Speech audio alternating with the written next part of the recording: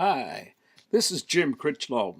I'm doing the review to update what I did last time, chapters 1 through 9 in Basics of Biblical Greek Grammar by Bill Mounce. I'm going to cover today chapters 10 through 18.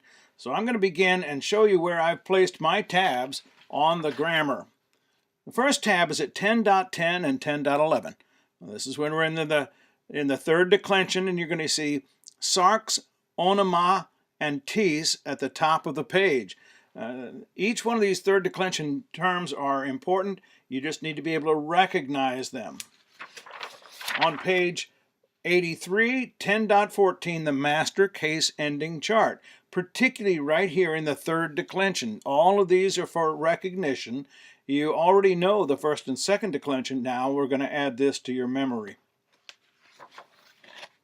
On page 87, I've given the square of stops here at the bottom. It's in the summary, and I've added on the end of the chart for the labials plus sigma gives you a psi, the velars plus sigma gives you xi, and the dentals plus sigma equals a sigma.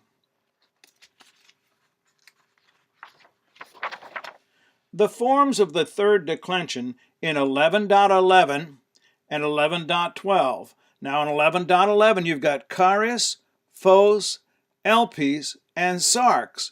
In 11.12 you've got pistis. Each one of these are important for recognition. Don't forget the pistis has this consonantal iota which makes it look odd. On pages 102 and 3, the three uses of autos. The easy one is in the independent position. There is no article, and it's the most common case. In 12.9, the adjectival intensive, it's in the predicate position. And in the 12.11, the identical in the attributive position. Make sure you know the three uses of autos and how to translate them. In chapter 13, and specifically on page 107 at the bottom, you have houtos, haute. Now I refer to this as the hoot and toot. These are the rough breathers, houtos, tutu, haute, and taute. So I call it the hoot and toot and the hout and tout.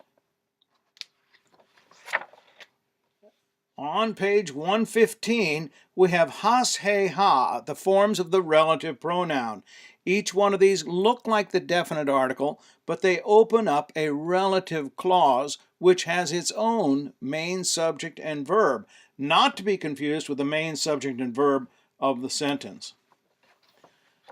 On 16.10, the present active indicative of luo. Make sure you are looking at all of the forms and how to translate it, and then how we the endings o, ace, a, amen, et, usi.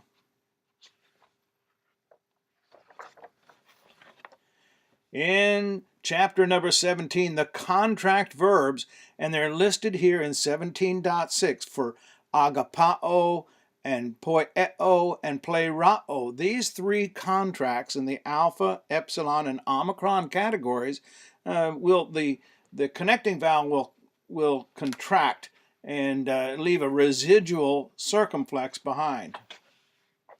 In 18.7, the present passive indicative of luomai, omai, esai, etai, amatha, estha, antai, and how they will change into different forms. Here is the second singular, lu'e.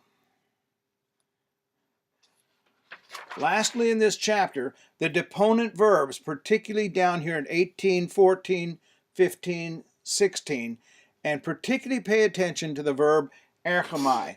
Now, I was going to give you a review of the prepositions, but Lance Pan has done one better than I have. This is going to be posted on resources, and he's done both a spreadsheet and a PDF for all of the prepositions.